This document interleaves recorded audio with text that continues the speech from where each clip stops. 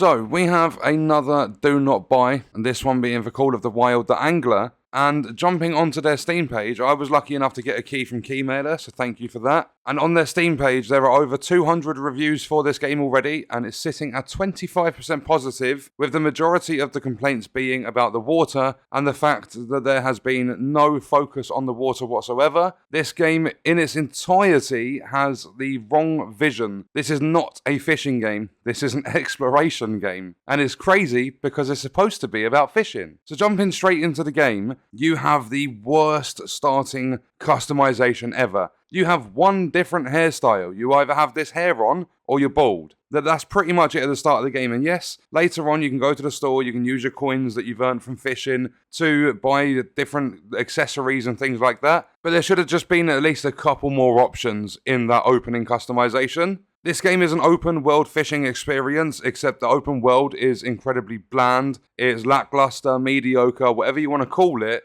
because you don't go to one area and there's level 1 to 3 fish. You go to the next area, there's level 4 to 7. The open world is just open. You go anywhere, do anything, catch any fish at any level. There's no restrictions, no nothing like that whatsoever. So it feels as though the open world part of it is just empty, boring. There's no progression to the world or anything like that. You do have a leveling system, but it doesn't affect the open world itself. You get your own car, your own boat. They're completely free. And then there are 22 lookout towers you can go to. You can survey the area and basically get some mystery icons that are different points of interest and things like that. You also have a weird casting function. You have to hold your left mouse button, pull back on the mouse, and then push forward as you're letting go. And there's also complaints about that in the Steam reviews, because it's basically people are saying, if you want to make your carpal tunnel syndrome worse, then carry on with that. If not, go and change the casting settings. The default one is a very, very weird one.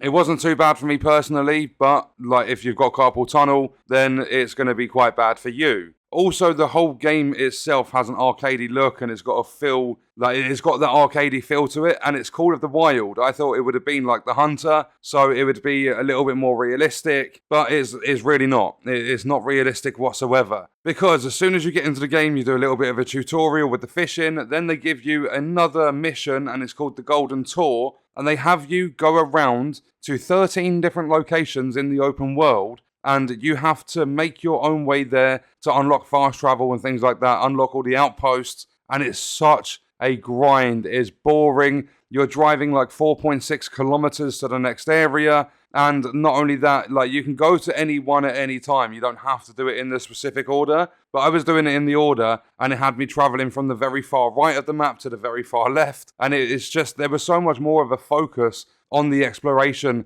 and the outposts and stuff as to what there was on the actual fishing, which is what the game is supposed to be about. There's also another mission chucked in there. You explore, you find strange species of trees and flowers, which again has absolutely nothing to do with fishing. It's like they wanted to release an open world game with exploration, but they didn't know what to name it or what to do with it, so they chucked a fishing mechanic in there and said, there you go, we got ourselves a fishing game. Also, it's an online fishing game. You get up to 12 players in each lobby, or in any online session, and whilst you can see the other players in the game, there's no way to interact with them. There's no chat settings, there's no text chat, there's no voice chat, there's absolutely nothing. So whilst these people are there in your, essentially in your lobby, you can't actually do anything with the other players. You can't talk to them or anything like that at all. In the whole game, and it's a fishing game, so remember this, in the whole game there are 12 species of fish at launch. And this isn't an early access title, this is a full release. So it might seem okay to some people, but you're going to very quickly get bored,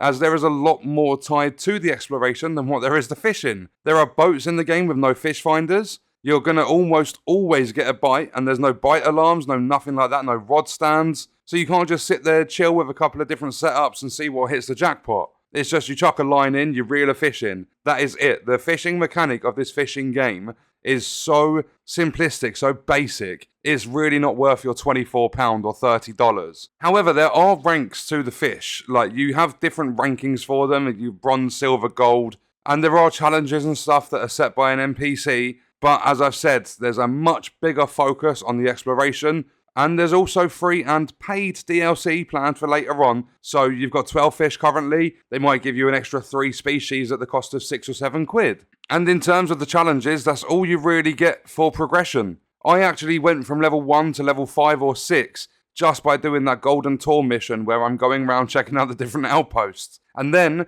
when I went fishing at night, I caught absolutely nothing, even though there are fish in the game that are supposed to just come out or be more active at night time. There are also, if you go to the store in-game, so the in-game shopkeeper, there are boats and vehicles that you can buy. They cost varying amounts of coins, up to like 370 coins or something, but they are all liveries. The whole lot is just a livery, because you actually get your car and your boat completely free. At the very start of the game, you have access to a car and a boat, so you don't need to purchase anything from the store. It's like, besides your bait and your rods, so like the fishing accessories are like, they actually matter, but when it comes to your car, your boat, your clothing, none of it actually has meaning to it whatsoever. And in terms of the accessories or the customization options to purchase in the store for your character, there is a decent amount. But the problem is that you're never actually going to see your character unless you've caught a fish, because the game is played in first person, not third. So again, there's no point going to that store and purchasing anything besides bait and rods and stuff. There really isn't a big emphasis on the fishing part of the game at all, which is really bad for a fishing game and makes no sense at all. It's missing a lot of stuff that a fishing game should have, and I mean a lot of stuff. There's no way to skip time in game, so you have to just sit there and wait for the nighttime to pass. Even if you're playing offline, you cannot do that. I really feel personally you'd be much better off playing Fishing Planet, or another good one that we've got coming up on the channel very soon is Ultimate Fishing Simulator 2. That's recently released. That's a very, very good game, especially when you compare it to Call of the Wild The Angler. There's no depth or anything like that at all in this game either. You can't tell how deep the water is, and your float, like if you set your depth, like your leader length or whatever, you set that to 0.2 meters, you cast your rod, it just sits there, and the whole time in the bottom right corner, your float is at an angle. It never ever sits up straight, no matter what depth you've got it set to, no matter where you are fishing. So you have absolutely no idea. Like, unlike Ultimate Fishing Simulator 2, there is no underwater camera on this game, so you don't know if you're anywhere near the bottom. So if you're going for a bottom, like feeding fish, or you're going for one that sits closer to the surface, you have no idea if you're at the right depth. And it will make it much harder to catch certain species of fish.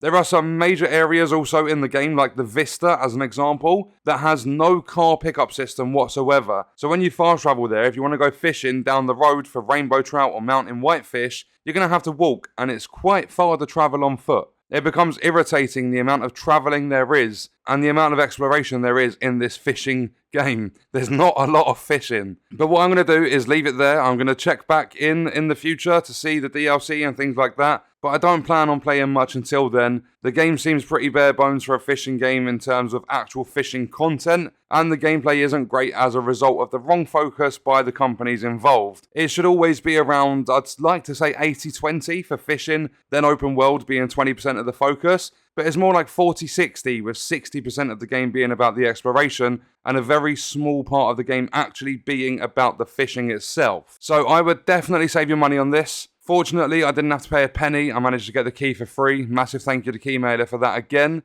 And check out this video if you want to see other fishing content on the channel. That's going to do it for this one. I'll see you in the next video. I hope you guys enjoyed it. Thank you for watching.